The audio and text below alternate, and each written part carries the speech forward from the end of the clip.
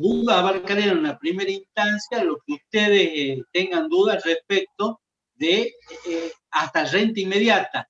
Y la segunda pregunta sería si han alcanzado a ver algo de lo que es una renta diferida, una renta anticipada y lo que es una imposición. Si han alcanzado a ver algo de las clases que ya están levantadas, ¿sí?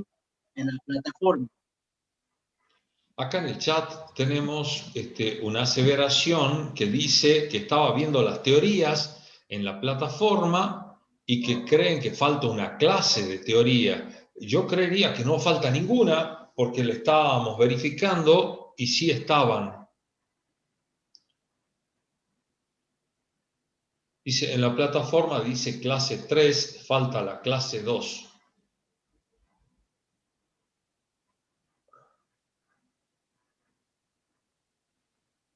Bueno, tendríamos que verificar si la cosa es así realmente.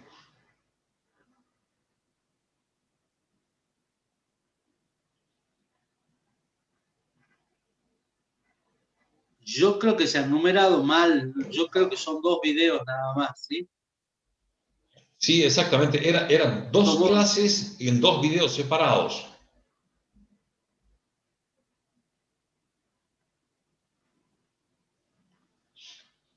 De todas maneras, dada la inquietud, ya vamos a verificarlos y vamos a ver si realmente la cosa es así.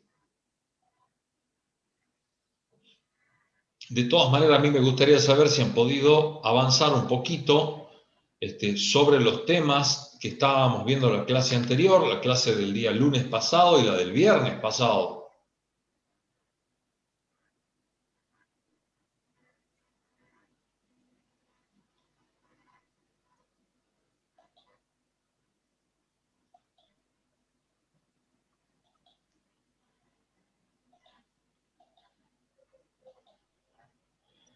Porque hasta acá, ¿qué habíamos visto? Habíamos visto lo que era clasificación de rentas, por supuesto, conceptualización de rentas, clasificación, habíamos visto renta inmediata vencida y habíamos visto diferidas anticipadas y también habíamos visto imposición. No sé si hasta acá realmente queda alguna duda.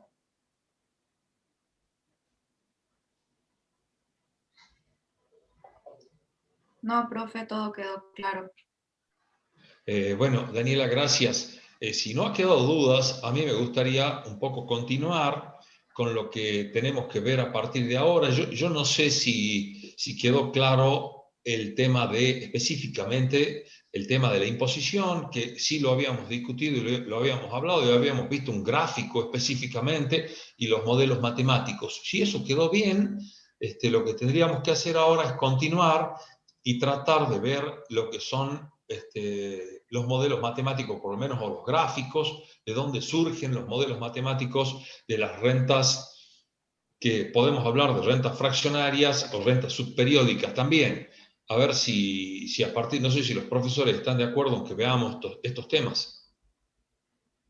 Sí, no sé si podríamos pegar una repasadita general a ver si los chicos entienden bien el tema de la imposición y lo que es el factor plural de capitalización, un poco hacer un intercambio de ese tema y ver el tema si se entiende una renta diferida, o preguntarles, por ejemplo, en qué, hola, hola. Sí, te Hola. escuchamos, perfecto, está todo bien. Ajá. O si no, también saber por qué una renta, es decir, por qué de algún modo decimos que una imposición tiene la característica de una renta anticipada, pero por qué decimos también que es una renta anticipada en el periodo. Esas 3 cositas me gustaría clarificarlas, digamos, ¿sí?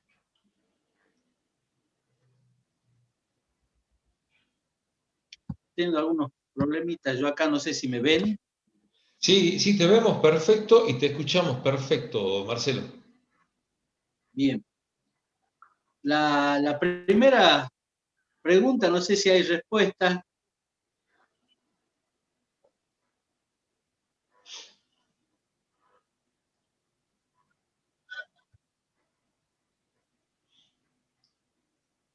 No tenemos una respuesta en el chat, por lo menos, A mí me gustaría que abramos los micrófonos y pudiéramos dialogar sobre estos temas propuestos por el profesor Egap.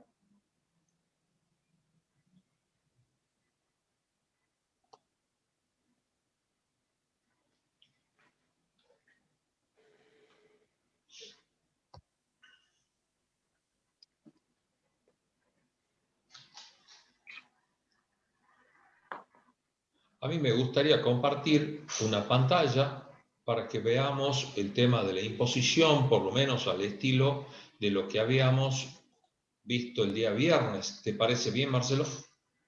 Sí, un poco repasar rápidamente estas tres cositas, ¿sí? Me parece bien, antes de entrar a las perpetuas y a las fraccionarias, ¿sí?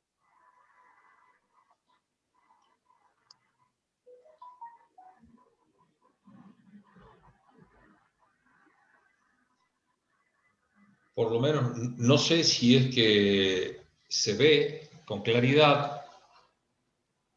Profe, Sí, profe, Sí, se ve bien. el perfecto, tema de la gracias. imposición es cuando se pretende, por medio de depósitos de distintos capitales, juntar un capital final, como si fuese un ahorro. Correctísimo. Yo diría que en el caso de la imposición específicamente, nosotros hacemos colocaciones sucesivas, todas iguales, con el objetivo fundamental, como decís vos, de formar un capital al final o un monto al final. Es decir, sucesivas cuotas impuestas, sucesivas cuotas colocadas, para tratar de lograr un capital al final. Sí, Exactamente. exactamente. No me Sí. acordaba bien de la palabra de realizar colocaciones sucesivas para constituir un capital final. Perfecto. La idea es muy buena la que tenés, Cristian. No sé si tenemos alguna duda al respecto de esto. Ahí, en la pantalla que estás compartiendo, ¿sí? Ahí se puede ver claramente cómo se forma ese capital final, ¿sí? Lo que hacemos acá, en vez de capitalizar, esto es un poquito lo que yo quería apuntar, ¿sí? Es decir, que ha quedado claro que cuando veíamos cómo se amortizaba una renta inmediata, el valor de una deuda en una renta inmediata, ¿sí? Lo que hacíamos era actualizar las sucesivas cuotas. Fíjense que acá lo que estamos haciendo, ¿sí? Es capitalizando, ¿sí? Las distintas cuotas. Consecuencia de capitalizar las distintas cuotas es que surge, ¿sí? Este modelito matemático, ¿sí? Que está ahí planteado, donde el valor de la cuota, no una cuota, repito esto siempre, es multiplicado por este factor de capitalización múltiplo, factor de capitalización plural, que es 1 más i a la n menos 1 sobre i, que es igual a c por s de n minúscula de carta, ¿sí? SSN minúscula es la expresión 1 más i a la n menos 1 sobre i. Y surge, ¿de dónde surge? Surge de tomar, de sumar los valores finales correspondientes a cada cuota, ¿sí? Que constituyen una progresión geométrica creciente de razón 1 más i. ¿Sí? Esa progresión geométrica creciente de razón 1 más i desarrollada algebraicamente nos da ese factor plural de capitalización. Si no es que surge de la nada, yo siempre digo que es importante esto porque estamos en la situación en que lo que estamos haciendo es capitalizar el conjunto de cuotas, o sea, capitalizar las rentas, ¿sí? El conjunto de cuotas equidistantes, ¿sí?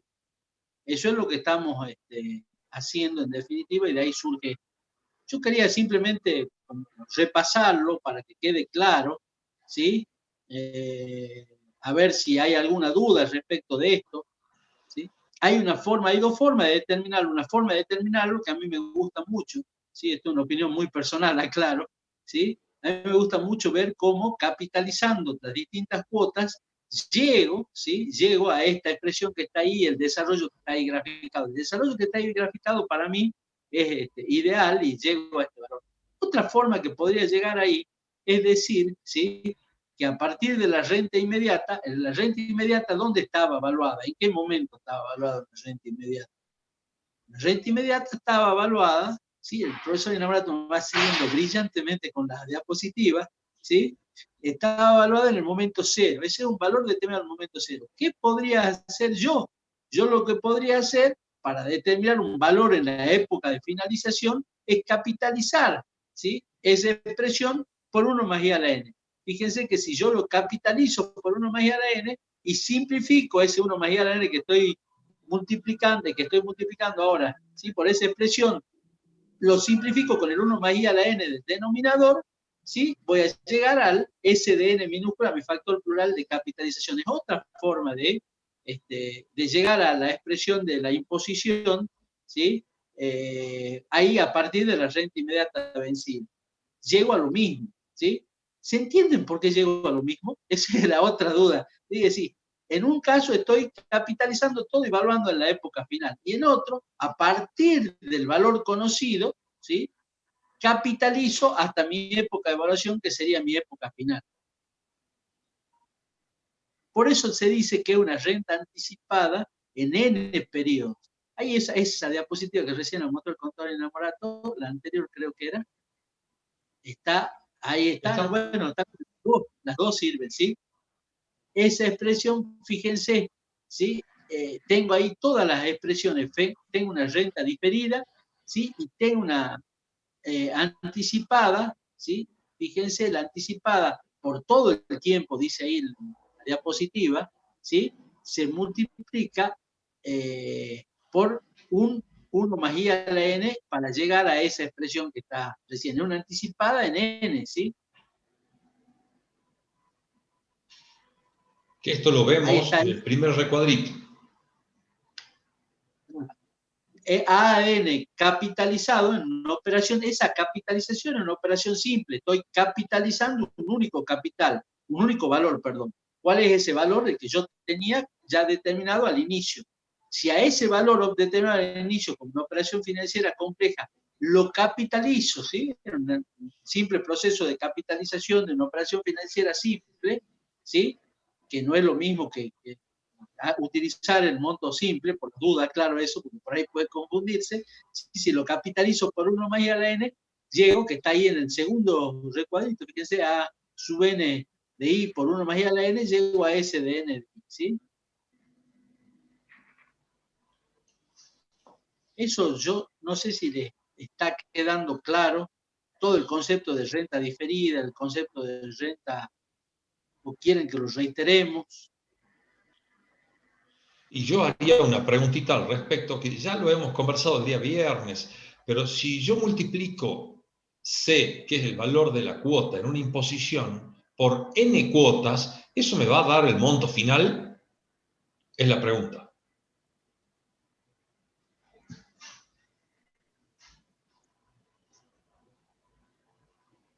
¿Cómo, profe? Disculpe, ¿puede repetir?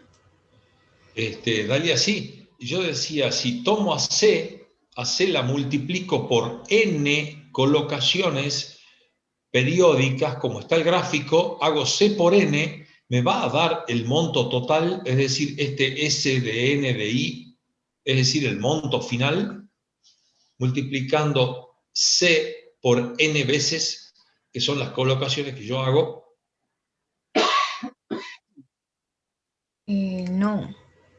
No va a dar el mismo valor. ¿Por qué? Contame. Porque en el caso de 1, 2, el periodo 1, el periodo 2, el periodo 3, son distintos tiempos. No sé cómo explicarme. Sí, pero sí, y contame qué pasa con el tiempo, porque esto es unidad 1. Sí, me gustaría que me a lo medida digas. que transcurre el tiempo, los intereses, la tasa de interés sigue funcionando, digamos.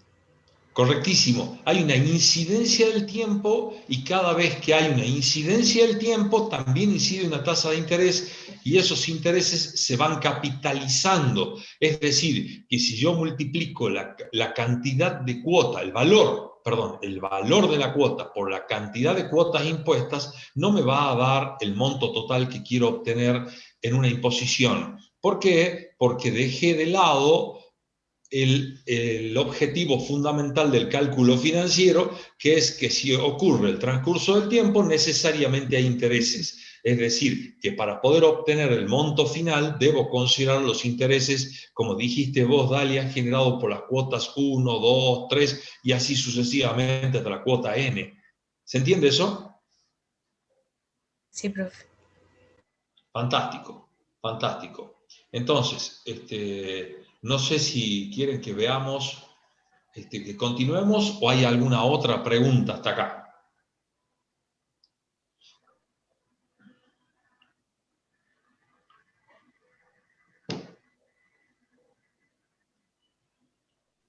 Porque lo que tendríamos que ver ahora es charlar un poquitito, a ver si es que ustedes han visto el tema de rentas subperiódicas. Es decir, ¿qué pasa con este tema? Tendríamos que ver el gráfico específicamente para que ustedes se den cuenta cómo estamos operando, y sería el gráfico de rentas subperiódicas.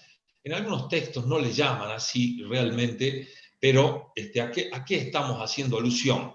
A que van a existir colocaciones de C cuotas o N cuotas de valor C, todas equidistantes entre sí e impuestas en forma periódica durante un tiempo N, pero la capitalización se va a hacer en subperiodos de tiempo. No sé si hay alguna acotación, Marcelo, al respecto de esto. No, ese es el valor actual, simplemente hay otros textos que marcan el valor final. Fíjense que acá en realidad a mí me gustaría precisar el nombre porque habla de rentas subperiódicas. En realidad lo que está sucediendo en este caso es que, fíjense que la cuota está colocada en cada periodo de tiempo, con lo cual la renta sería periódica, pero la capitalización sería subperiódica, ¿sí? Es correcto eso. Es correcto. Es Es perfecta la así. acotación, Marcelo. La capitalización es subperiódica y si la colocación de la cuota es periódica, si la renta es periódica, pero la capitalización es subperiódica. Particularmente algunos le incluyen dentro de las rentas fraccionarias, ¿sí? Pero yo no creo que en realidad la renta sea fraccionaria. Insisto, para mí es una renta periódica con capitalización subperiódica, ¿sí? Sí, Para mí también, algunos precisando. autores las Daniel. llaman rentas enteras con capitalización subperiódica. Perfecto. Cuando quiere decir rentas enteras es que el valor de C es un valor constante que, como vemos en el gráfico, son, digamos, valores que están depositados en forma periódica. O sea, en uno tenemos el valor C, en dos tenemos el valor C. Ahora, la capitalización, y en este caso la actualización, es subperiódica. Para eso, fíjense en el modelo de cálculo que tenemos abajo, cuando aplicamos la tasa de interés, utilizamos una tasa que está proporcionada al subperiodo. O sea, aplicamos la tasa I sobre M, o sea, una tasa proporcional. Es perfecto, coincido con ambos en cuanto a la denominación y a la forma de trabajo también. O sea que acá lo que tendríamos que observar es que las colocaciones de las cuotas son periódicas y son enteras. Es decir, C se coloca al final de cada periodo. Ahí no hay diferencia con el análisis de las amortizaciones que hemos hecho antes. No hay diferencia. La única diferencia, y vuelvo a marcarlo, ya lo dijo el profesor Egap y el profesor Levin, que la actualización se produce en subperiodo de tiempo. Esto me lleva a mí a pensar que cada una de nuestras unidades, lo vuelvo a decir de nuevo, me lleva a pensar que el desarrollo de nuestros contenidos programáticos se hace siempre de la misma forma. El análisis va a ser entero. Una vez que hagamos el análisis entero, vamos a hacer un análisis subperiódico o bien con tasas fraccionarias, y luego vamos a ver cómo lo analizamos de otra forma, mejor dicho. Entonces, hasta acá, ¿qué tenemos? Ya hemos visto una renta que se coloca en forma entera y que se actualiza en forma entera, y ahora vemos una renta que se coloca en forma entera y se actualiza en forma subperiódica. Entonces, si ustedes analizan el modelo matemático, lo único que ha cambiado acá es la tasa. Antes usábamos una tasa entera, ya lo dijo el profesor Levin, ahora usamos una tasa proporcional que la identificamos como I sobre M. Y fíjense que han cambiado los exponentes, porque en todos los casos habíamos visto un exponente n, en este caso n multiplica a m, y m es la cantidad de subperiodos existente en cada periodo involucrado en esta renta en caso de actualización, o de amortización, como quieran ver. El modelo matemático no ha cambiado, ahora lo único que se hizo es multiplicar la cuota por un factor de actualización múltiple en el que incluimos una tasa fraccionaria.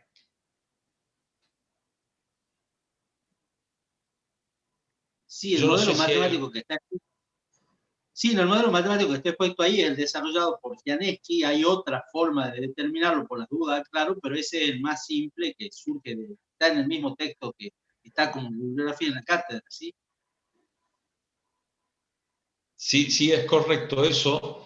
Es uno de los desarrollos más simples y que responden simplemente a la temática de reemplazar la tasa por una, que en todo caso veíamos una tasa entera, por una tasa fraccionaria. Ustedes fíjense que lo único que hicimos en los exponentes y en cada uno de los modelos es adicionar la letra, el símbolo M, que significa subperíodo, y eso es todo. Entonces, vamos a quedar con que esto era una renta con colocaciones enteras y actualización subperiódica. ¿Hay alguna pregunta hasta acá? Sí, profe, yo tengo una pregunta. Adelante, por favor. Usted dijo, bueno, que lo único que se añade es I sobre M, que indicaría que es fraccionaria la subperiodicidad.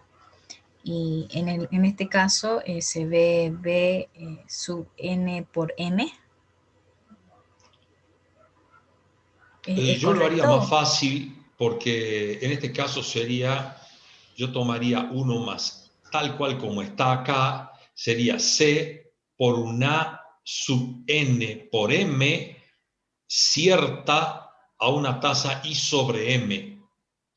Ustedes fíjense, no sé si esa es la pregunta, ¿no? Porque al final está el resumen del factor de actualización múltiple, dice C por una sub n por m, está desplazado el ángulo cierto, y la tasa dice I sobre m. No sé si se ve bien la barra que muestra la división o la fracción. ¿Esa era la pregunta? Es una parte de la pregunta. Y la otra era, en los otros modelos en donde nosotros usamos la letra S, ¿también funcionaría de la misma manera o solo funciona con...? Exactamente igual. Si nosotros hablamos de la letra S, estamos hablando, o sea, simbolizamos con una letra S y estamos hablando del tema de la imposición. ¿Y la imposición cómo sería? Sería una S mayúscula de carta de N por M, el angulito cierto por una tasa I sobre M, igual a la cuota impuesta en forma periódica por un S de N por M, angulito cierto, este S minúscula, por supuesto, un S de N por M, angulito cierto, por un I sobre M. Y si desarrollo el S minúscula de N por M, cierto de I sobre M, sería 1 más I sobre M, todo eso elevado a la N por M, menos 1, dividido I sobre M, así sería. Ese bien, sería el caso. Entonces, para los dos, digamos, se sigue aplicando. Sí, yo se los muestro de todas maneras, que eso andaba por acá, si no me equivoco, era esta. El primer recuadro es el modelo matemático en el caso de una amortización, y el segundo recuadro, lo que tenemos es el modelo matemático de una imposición con cuotas enteras que se imponen en forma entera, pero que se capitalizan en forma subperiódica.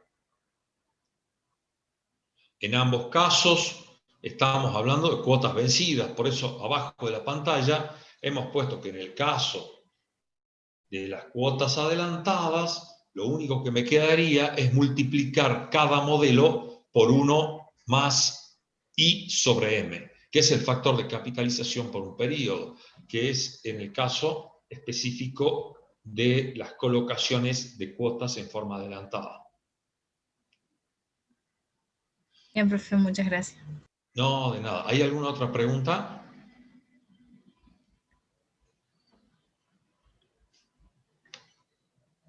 Si no hay otra pregunta, a mí me gustaría... Yo, Nicolás, Sí, si me sí. deja esa grafiquita.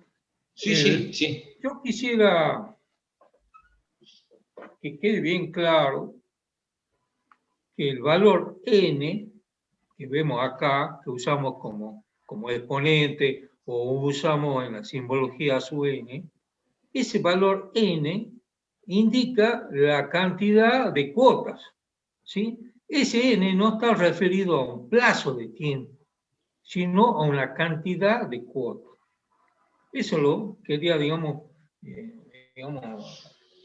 recordarle, porque acá lo vemos multiplicado, pero tengan presente que C, digamos, la relación de C con N es la cantidad de términos, ¿sí? O sea, N que indica cantidad de términos. Correcto. El otro aspecto que quería mostrarle, sí.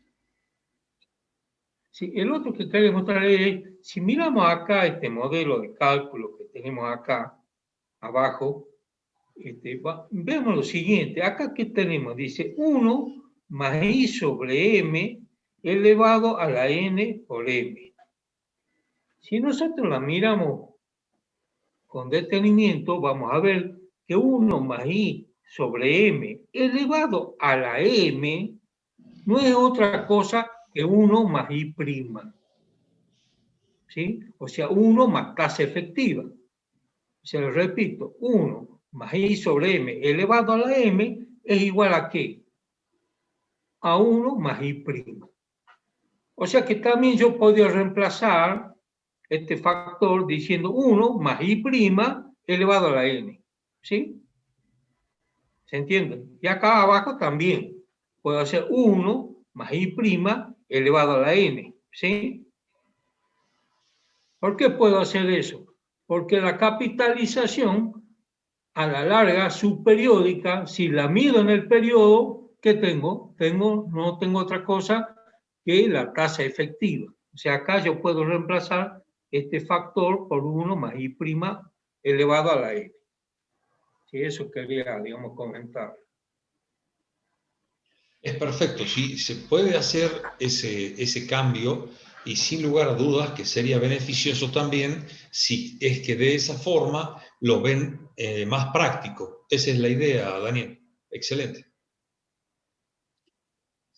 Sí, yo agrego a lo que dijo el doctor Levin, porque me parece muy importante lo que ha dicho, ¿sí? N es la cantidad de cuota en este caso particular, ¿sí? N por M es la cantidad de capitalizaciones, que no es lo mismo que la cantidad de cuotas, ¿sí?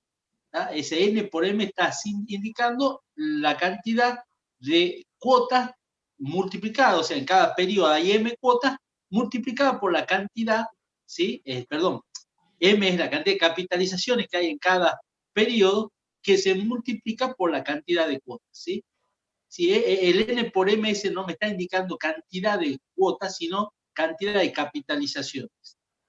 En este caso, Marcelo, perdón, al ser una renta inmediata, estaríamos hablando de cantidad de actualizaciones, ¿no? Perdón. Sí, no, estamos hablando de cantidad de, sí, no, dije capitalizaciones, sí, si dije capitalizaciones está mal, sí, cantidad de actualizaciones. No, simplemente para no confundir. Es lo mismo, en definitiva, depende qué es lo que estés trabajando. Si estamos trabajando en imposición, cantidad de capitalizaciones. ¿Sí?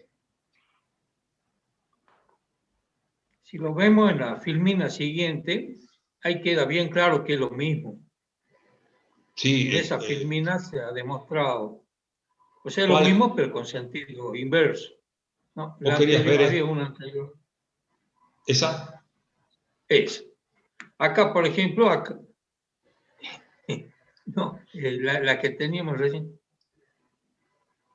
Lo que pasa es que era una actualización, Daniel, esta, ¿no? Es un valor actual, perdón. ¿Esa? Sí, pero.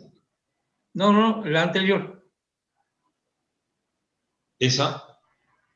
Es acá, observamos que tenemos un proceso de ¿qué? De actualización, y abajo tenemos un proceso de capitalización. ¿Sí? Lo único que ha cambiado, fíjense, acá también podemos reemplazar este factor 1 más i sub m elevado a la m por 1 más i'. ¿Sí? Y abajo, por supuesto, lo mismo.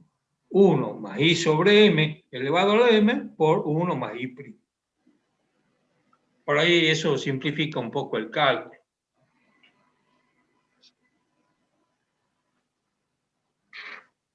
Perfecto. Para uno y otro caso. Es decir, para el caso de amortización, el que está arriba, y el caso de una imposición, el que está abajo.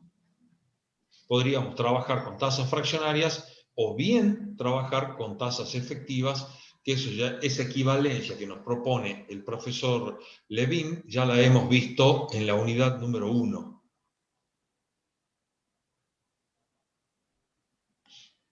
No sé si hay alguna pregunta hasta acá, ¿tienen alguna duda?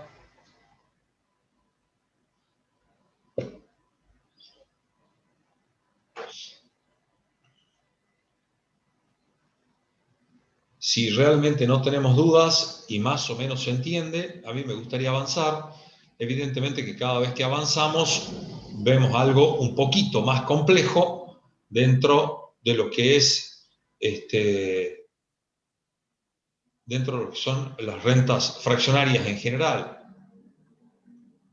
En este caso vamos a ver rentas fraccionarias con capitalizaciones subperiódicas. Acá, de nuevo, volvemos para tratar de explicar lo que es el título. En este caso, las cuotas son fraccionarias con colocaciones subperiódicas, y esto implica también que la actualización es subperiódica. Si ustedes se dan cuenta, ya cuando vemos el gráfico del tiempo, nosotros antes colocábamos cada una de las cuotas en forma periódica, es decir, la primera colocación la hacíamos en 1, la segunda colocación en 2, y así sucesivamente hasta n-1 y en n, cuando colocábamos en forma periódica, que era el caso anterior. En este caso específicamente, hemos dividido a cada cuota C, que ustedes no la ven a C en ningún lado, sino que ven que la cuota se ha transformado en 1 sobre m. Este 1 sobre m representa 1 sobre m pesos. Es decir, que este sería el valor, si la cuota vale 1, la cuota periódica, la cuota subperiódica es 1 dividido m pesos. Todos estos valores que vemos acá arriba son pesos, y esas colocaciones se hacen en el subperíodo de tiempo. Como ustedes ven, no solo que las colocaciones se hacen en cada uno de los subperíodos, sino que las actualizaciones también se hacen en forma subperiódica. Es decir, que acá vamos a tener n subperíodos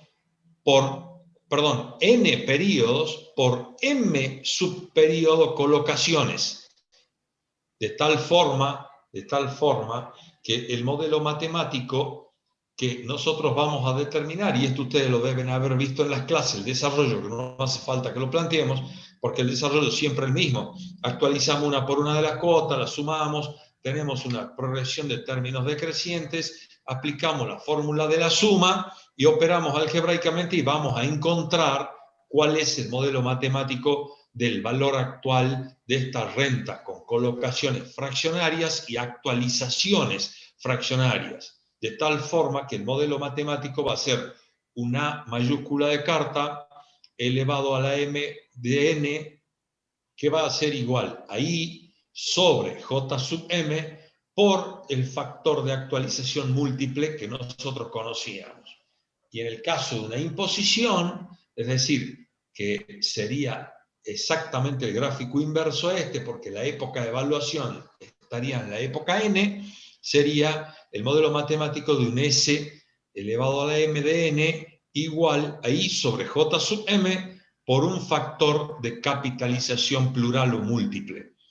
Estos serían los modelos que me permiten determinar el valor actual de una renta con colocaciones subperiódicas y actualizaciones subperiódicas, y este sería el modelito que a mí me permite determinar el valor final de una renta con colocaciones subperiódicas y capitalizaciones subperiódicas.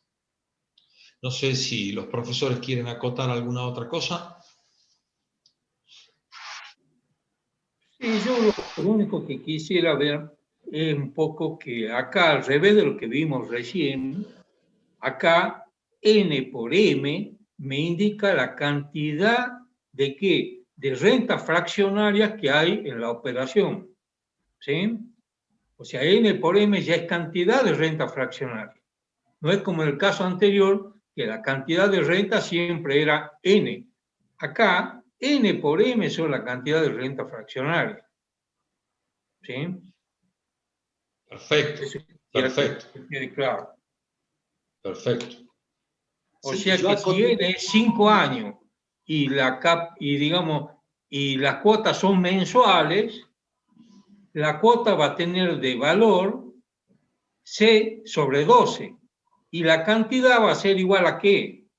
A 5 por 12, o sea, 60 cuotas. Correcto. Marcelo, Sí. ¿querías decir algo?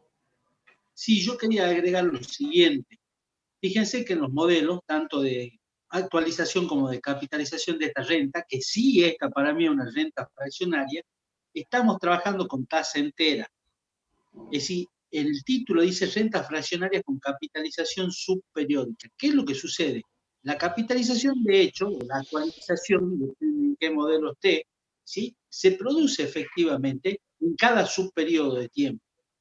Después lo que existe es una búsqueda para alcanzar un modelo en el que se trabaje con una tasa entera, ¿sí?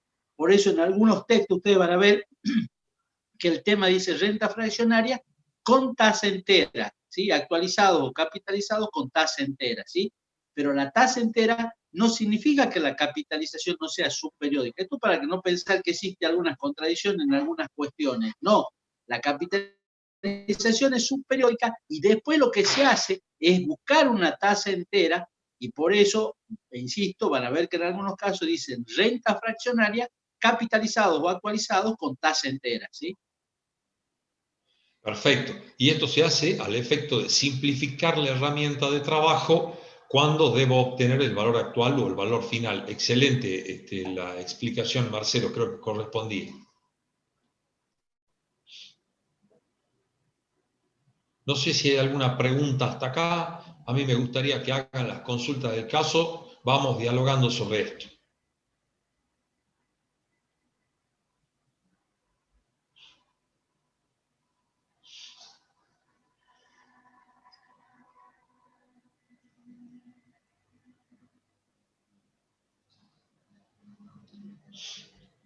Me queda la duda si realmente han entendido los temas o no, porque me preocupa la falta de preguntas, porque acá sí la cosa se va poniendo cada vez más compleja, ¿no?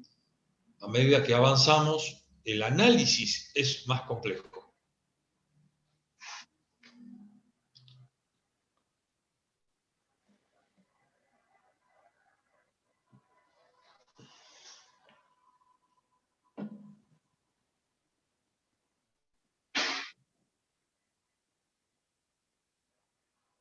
Me preocupa. Sí, adelante. Tengo una pregunta. ¿De dónde sale el J sub M?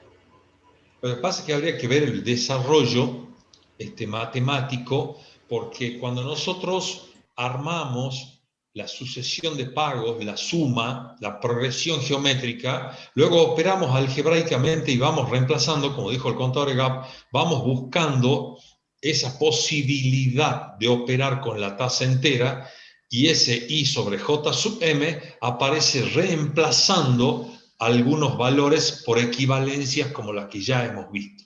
A mí me gustaría que veas el desarrollo en la clase y luego lo podemos conversar, porque a modo de simplificar, hoy no lo quise poner dentro de la estructura de las pantallas para no hacerlo más complejo el tema. Eso es todo. Pero sí me gustaría que lo veas y después lo charlamos.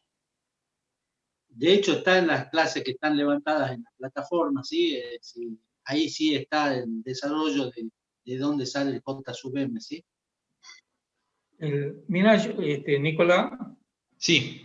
yo Me creo dicen que que no se ve. no me acuerdo bien, pero creo que lo tengo acá. Si puedo compartir pantalla. Dejo de compartir y a ver si podés compartir vos. Ok.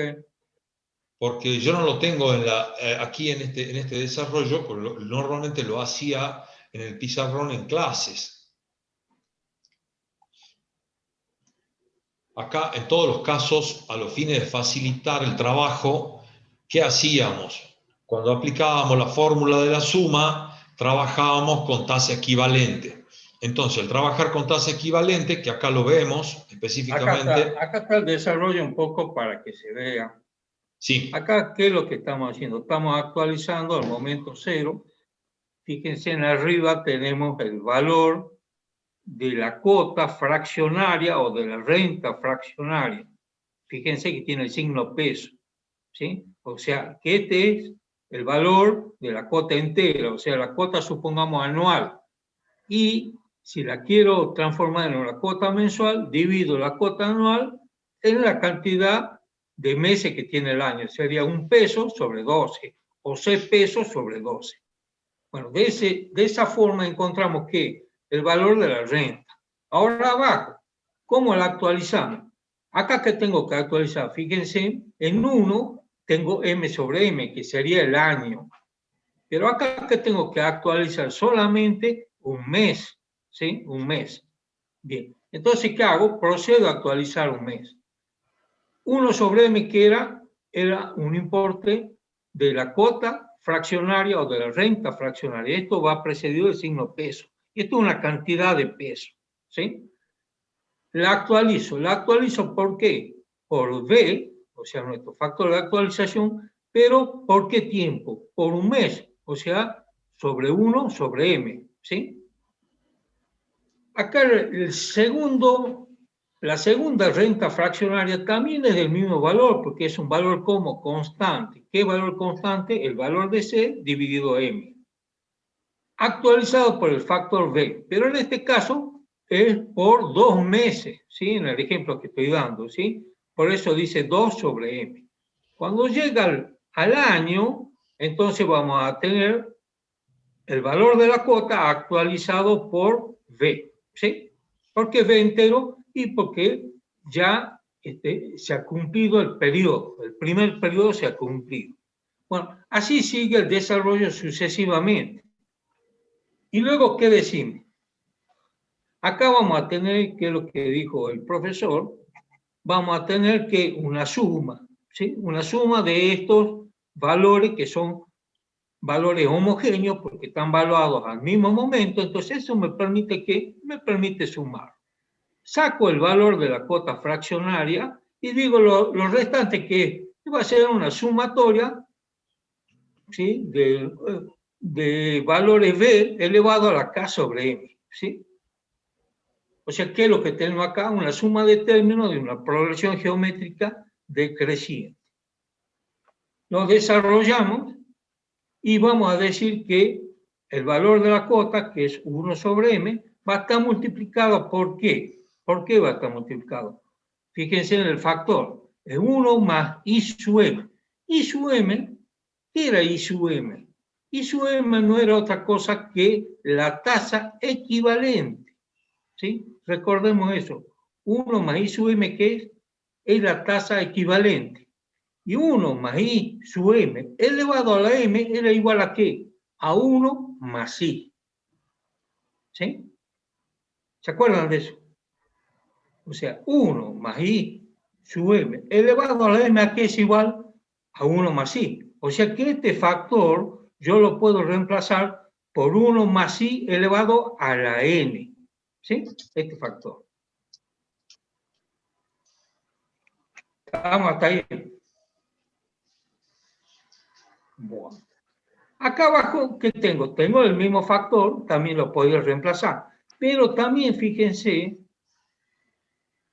tengo M por I sub M.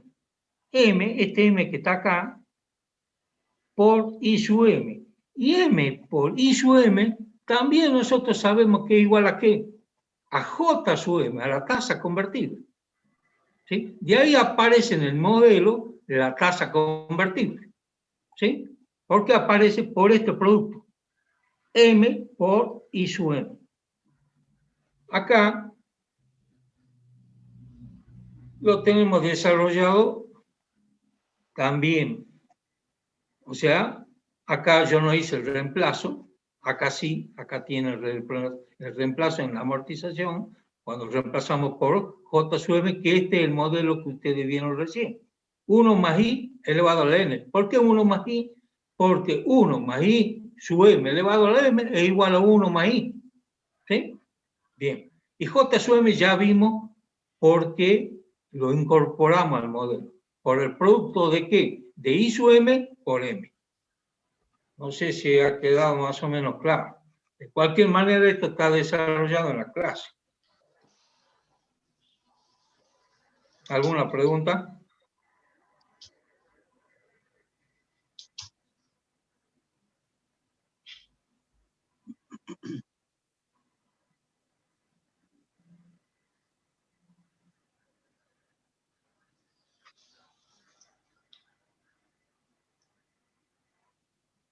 Profe, Sí, adelante.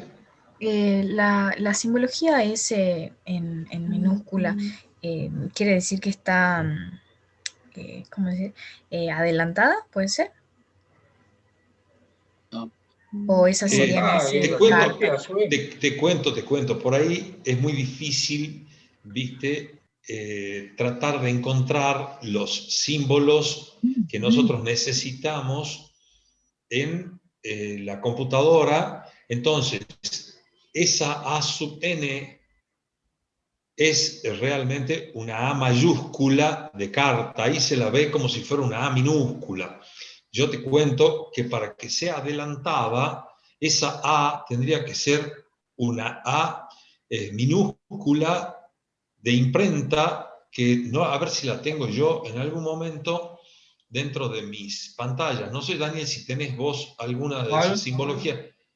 Un poco más adelante creo que estaba. No, un Sí, poco sí. el tema de A está indicando que es vencida al estar en carta, en letra de carta, ¿sí? Está indicando que es vencida. Lo que Esa pasa es es que vencida. en algunos Yo textos van a me... ver este mismo modelo matemático, lo van a ver como B, ¿sí? Sub n supra m, ¿sí? Y ese va a estar referido a aquellos casos. Fíjense que el contador Levin, cuando nos mostraba recién el desarrollo, le decía que el valor de cada una de las cuotas fraccionarias era 1 sobre m pesos. Dividía el peso de la cuota unitaria, lo dividía, ¿sí? Por la cantidad de subperiodos, ¿sí? O la cantidad de hecho de rentas fraccionarias de 1 sobre m pesos que va a haber en cada periodo. Si en vez de tomar un peso como valor unitario en el periodo, tomara C peso, o sea, sería C sobre M, para ver que en algunos textos la simbología me dice que es B mayúscula y no minúscula, sub n supra m, para referirse a aquellos casos, este mismo desarrollo, pero en aquellos casos en que el valor, ¿sí?, de la suma de las cuotas fraccionarias en el periodo es igual a C y no igual a 1, como se ha planteado en el desarrollo. Sí, sí, yo me refería más en el hecho de lo que está simbolizado con la S,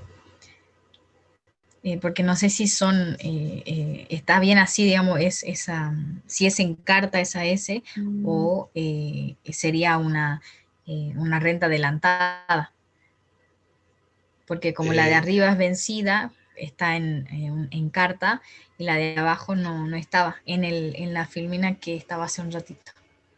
Sí, yo les cuento que tienen razón. Esa S que se ve acá es Esa, por eso, justamente porque a ese momento, no habíamos encontrado la simbología de la S de carta.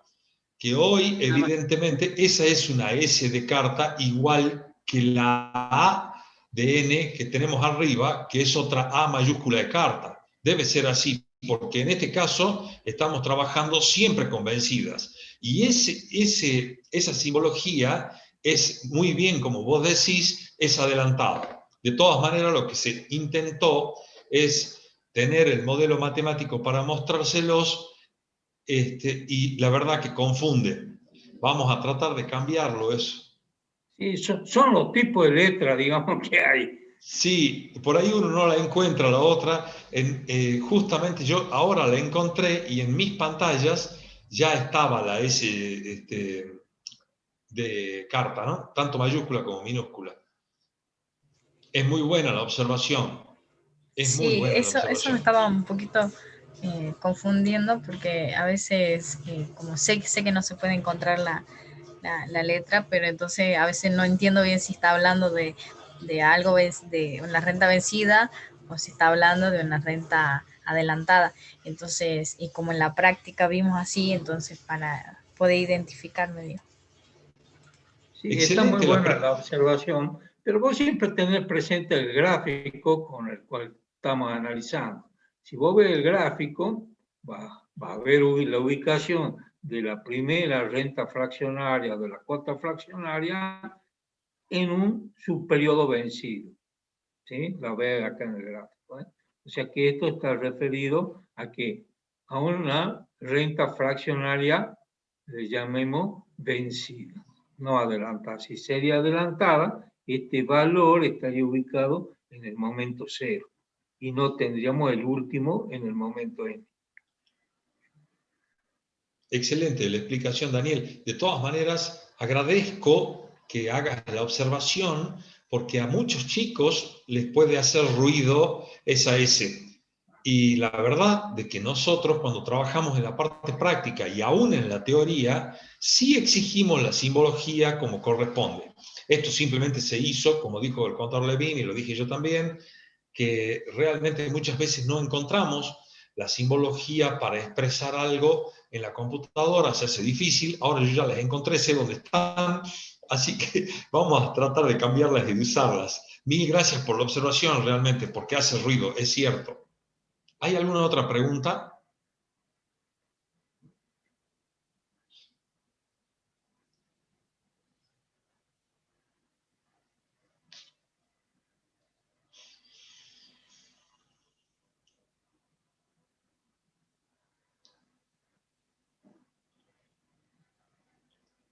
Bueno, dado que no hay otra pregunta, a mí me gustaría avanzar sobre lo que son rentas perpetuas y de esta forma ya habríamos visto rentas enteras, rentas subperiódicas, rentas fraccionarias y ahora tendríamos que ver lo que son rentas perpetuas, que si ustedes están de acuerdo podríamos empezar a verlas. ¿Cómo definiríamos nosotros a una renta perpetua?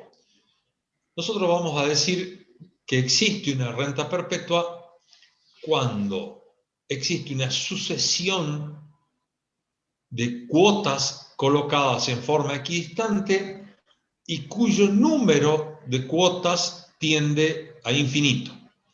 Entonces, ¿cuál es la característica fundamental de una renta perpetua?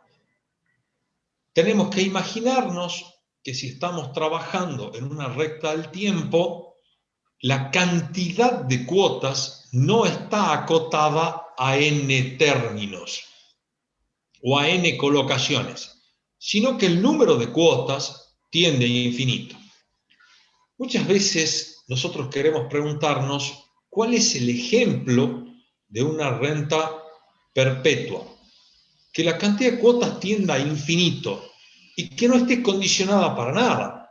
de tal forma que necesariamente, en forma periódica, tendré que hacer una colocación una tras otra cuando n tiende a infinito, es decir, que van a ser infinita cantidad de cuotas las que debo pagar. Y para que ello suceda, debo tener una condición muy particular. Fíjense ustedes que los ejemplos no son muchos. Yo diría que hay un par de ejemplos que pueden aclarar qué entendemos por una renta perpetua. El primer ejemplo que voy a dar va a ser el del impuesto inmobiliario.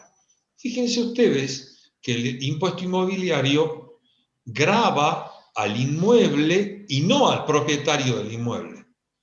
Si gravara al propietario, el propietario evidentemente que no podría hacerse cargo de una renta cuyo número de términos tiende a infinito. ¿Por qué? Porque la vida de una persona, propietario de ese inmueble, realmente es finita. Tiene una cantidad de años y evidentemente que el ser humano tiende a desaparecer en algún momento.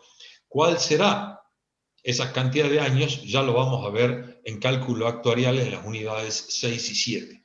Pero supongamos, una persona puede vivir 90 años. 92 años, por decirlo así, y a partir de allí tenemos una renta finita.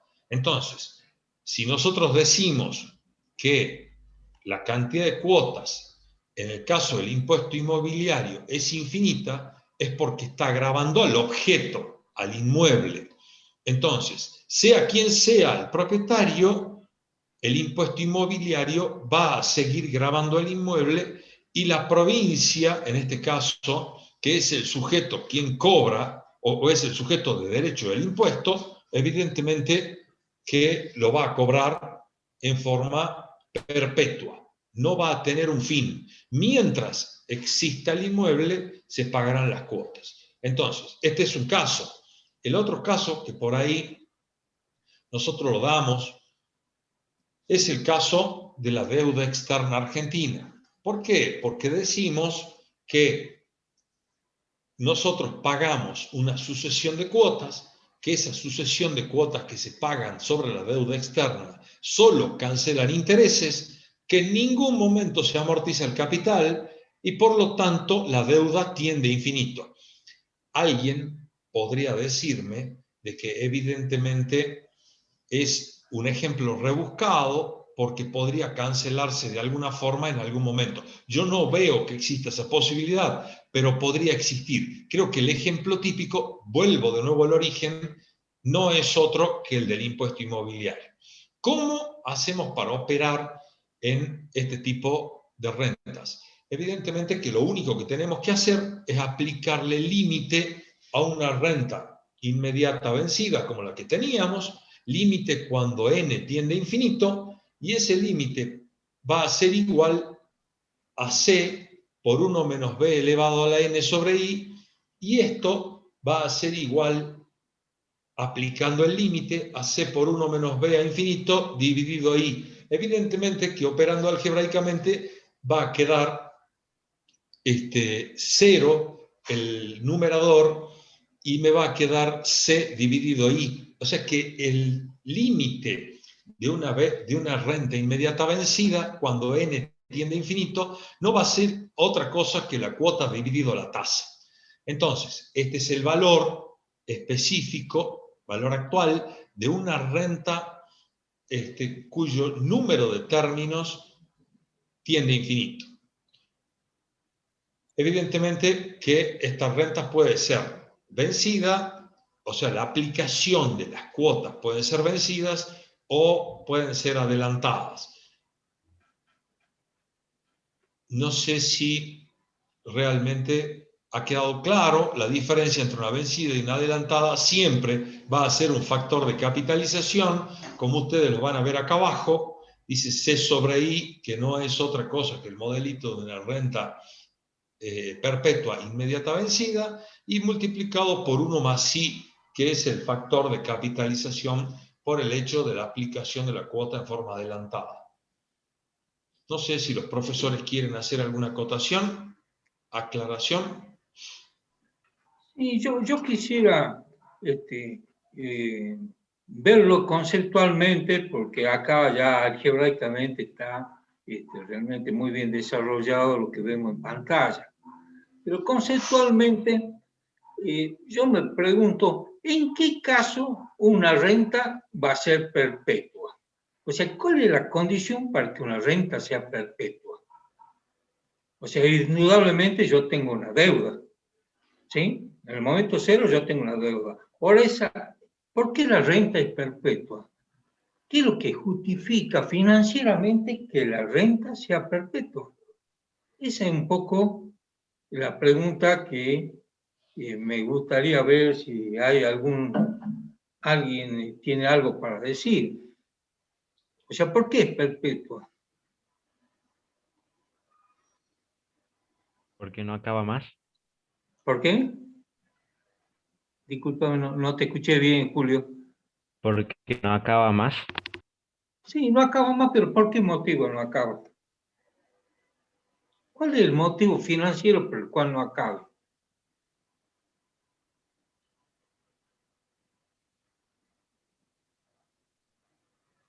¿Es porque no se sabe el número de cuotas?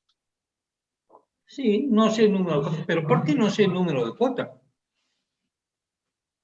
O sea, ¿qué es lo que me impide a mí calcular el número de cuotas desde el punto de vista Que financiero? no hay un tiempo definido entre las partes. ¿Por qué? No hay un, Estamos dando vueltas alrededor del tiempo. no hay un vencimiento. ¿Cómo? No hay un vencimiento. Yo les tiro una idea. Estamos en un caso típico de amortización, ¿sí? Cuando nosotros hablamos de una renta inmediata vencida, es el caso típico de una amortización. El profesor Levin decía de que había una deuda. Financieramente, ¿cuándo ocurre que no se produzca la amortización, la cancelación de una deuda? Yo lo dije prácticamente cuando hice alusión al tema Sí de la lo deuda dijiste, externa. pero se me hace que no había quedado... nadie dijo nada, por eso es que yo ahora repregunto, ¿verdad? Está perfecto. Yo le quería tirar esa idea. Si no se produce la amortización, la cancelación, ¿qué pasa? O sea, ¿qué es lo que estoy pagando? Está claro que algo pago, ¿no es cierto? Todos los meses algo pago en una renta perpetua. Conozco un valor de una deuda, ¿sí? Conozco el valor de la deuda. Y realizo pago periódico. Entonces, ¿por qué no se cancela? Porque el componente ¿O por qué es perpetua? Porque mientras exista la cosa, el objeto, se tiene que seguir pagando las cuotas.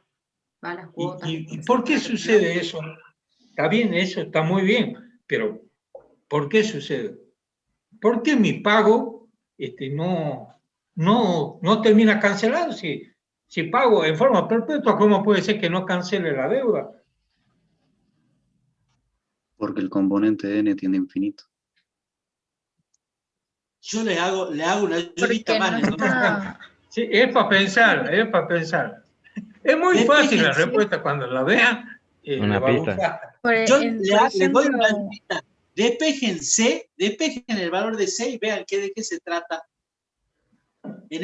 Ahí hay un modelo que dice cuál es el modelo general, ¿sí? Despejen el valor de C.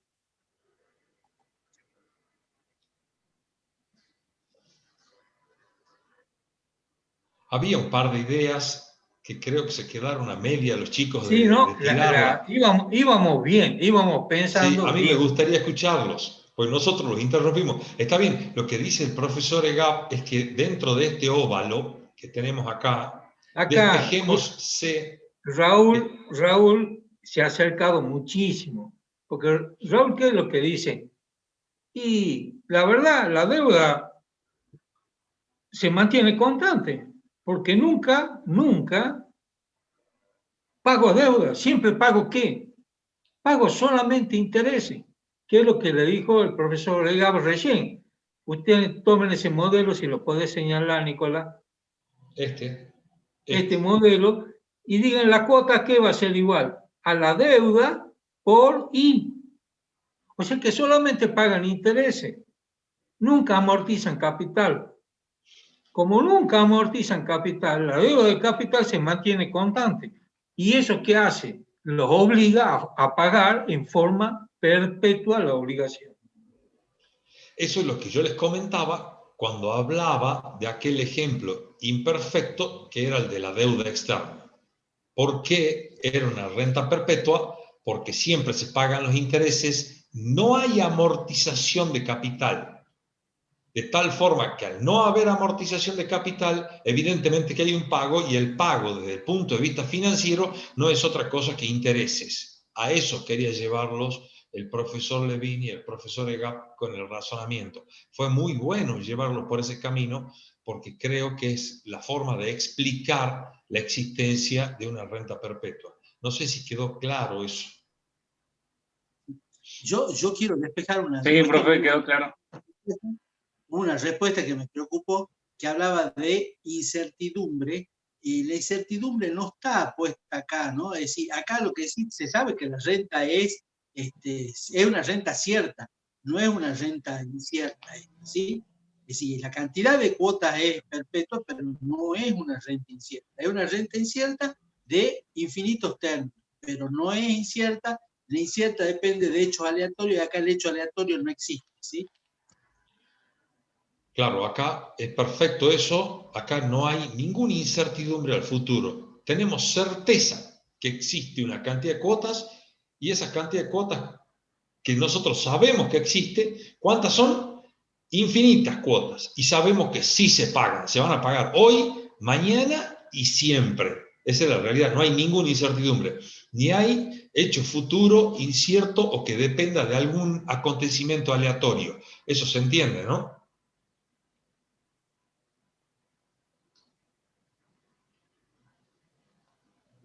Sí, profe, se entiende. Fantástico. Profe. Ahora tengo otro problemita más dentro de las rentas perpetuas. Hasta acá hemos visto una renta perpetua inmediata vencida. Ahora digo yo, ¿puede existir una imposición perpetua? ¿Puedo determinar el valor del capital final imponiendo n cuotas que tiendan a infinito?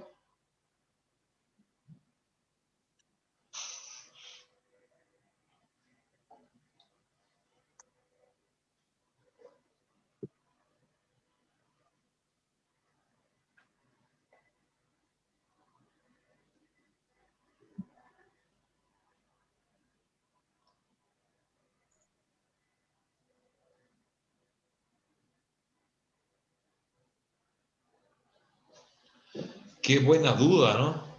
Nadie contesta. ¿Puedo llegar a determinar ese valor? ¿Puedo constituir un capital al final del tiempo cuando n tiende a infinito? Es para el caso específico de imposición, ¿no? Para mí que no, No, porque nunca pararía de crecer el capital. Se podría determinar quizá en el momento que se lo deposita, pero si tiene infinito, no. Porque cada vez se iría poniendo más y más y más, y entonces capital también tendría infinito. El ahorrado, digamos. Va por ahí, va por ahí. ¿Alguien más piensa de otra forma? Claro, yo lo estaba pensando igual que el compañero. O sea, desde la realidad sería como muy difícil con una imposición que tienda, con cuotas que tiendan al infinito. El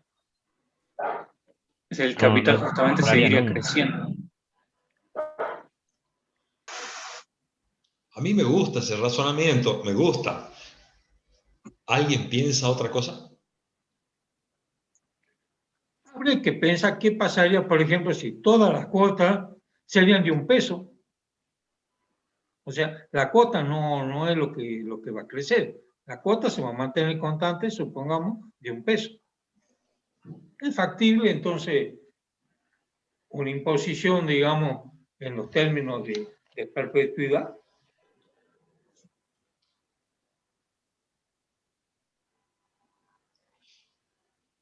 Profe, Sí, adelante. Podría estar relacionado que la definición propia de imposición es que el momento de evaluación es en el momento final, y como esto tiende a infinito, no tiene final, entonces no podría suceder. Me gusta, esa es la respuesta. Es decir, es imposible determinar una época de evaluación cuando n tiende a infinito. Fíjense ustedes que nosotros siempre dijimos, debemos determinar la época de inicio y la época de finalización. Cuando nosotros sabemos cuándo una renta inicia y cuándo finaliza, luego lo que tengo que ver es cuándo quiero evaluar.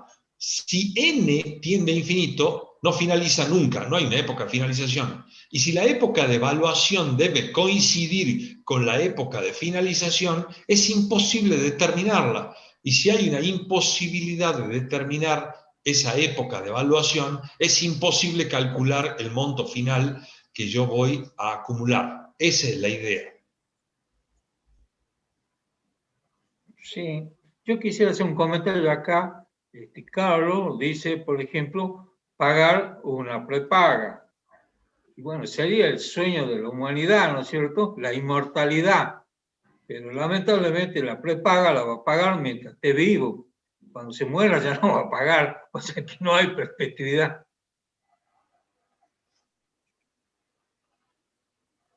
Es decir, que esos pagos estarían condicionados a un hecho aleatorio futuro que sabemos que va a llegar, pero no sabemos cuándo. Ese hecho aleatorio es el fallecimiento de quien contrató la prepaga. Esa es la idea. Es decir, que no hace a una renta perpetua. Diría yo, que eso ya lo vamos a ver también, que no diría yo, sino que es una renta vitalicia por cuanto está condicionado el número de pagos a la vida del titular que asumió la responsabilidad de pagar la prepaga. El hecho aleatorio es el momento de la muerte. No sabemos cuándo va a suceder. Eso lo vamos a ver en la unidad 5 y 6, cuando estudiamos rentas inciertas. ¿Hay alguna pregunta hasta acá?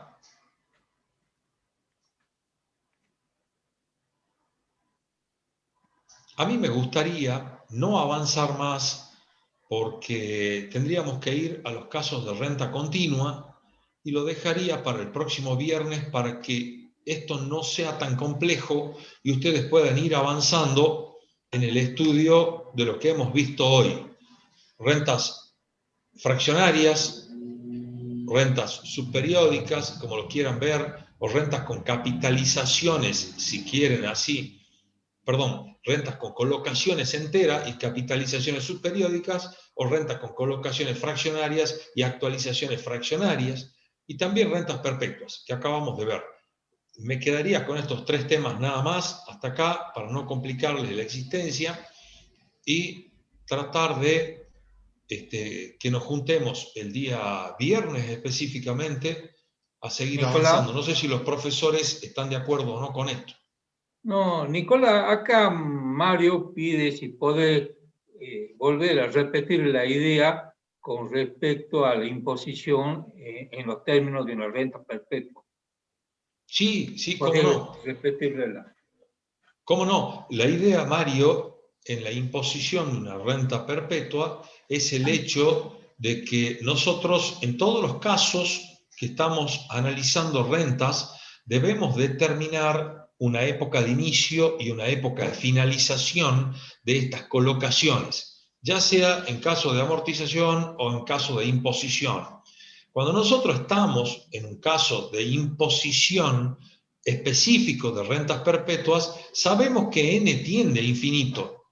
Es decir, que los pagos se van a suceder a través del tiempo con una solución de continuidad y que en ningún momento se van a cancelar, es decir, se van a dejar de hacer los pagos. Es decir, n necesariamente tiende a infinito. Entonces, esta renta en particular, renta perpetua en caso de imposición, tiene una época de inicio, sin lugar a dudas. Sí tiene una época de inicio, pero no tiene una época de finalización.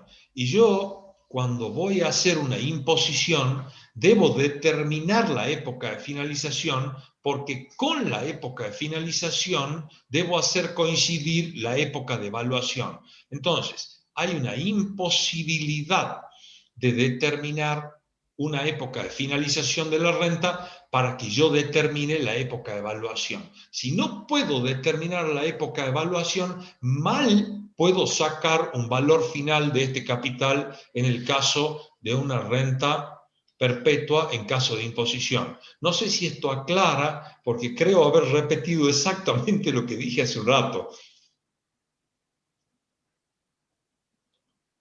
Fantástico. Mario dice que sí, que aclaró el concepto. Espero que quede claro porque es muy importante. Aparte les cuento, a nivel de chusmerío, es una pregunta de examen final esa, ¿no? En todos los casos preguntamos eso. No sé si es que hay alguna aclaración o alguna acotación de parte de los profesores, porque a mí me gustaría dejar acá, no me gustaría desarrollar ningún otro tema por lo pronto, dado que tenemos un cierto tiempo, cosa que el viernes ya cerremos el tema rentas para que el próximo lunes cambiemos de unidad. Iríamos ya a sistemas de amortización.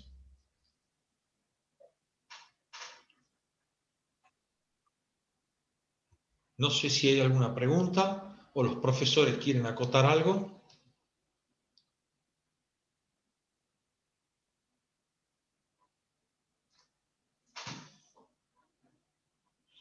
Bueno, yo creo que quedó completo el tema. Fantástico. Daniel acá me dice, Joana, también ninguna pregunta, está todo bien. Entonces, no sé, Marcelo, si querés hacer alguna acotación o alguna aclaración. No. Fantástico. Entonces, a mí me gustaría cerrar la clase de hoy y darles el tiempo necesario para que sigan avanzando y el día viernes ya vamos cerrando lo que es la unidad número 3 que está abocado a rentas. 1.000.000 de gracias por la presencia, quedamos en contacto, espero que puedan avanzar. Saludos a todos, nos vemos el viernes a las 18 horas. Gracias. Hasta luego, profe. Chao, hasta luego, que estén bien. Chao, adiós. Muy buenas las preguntas.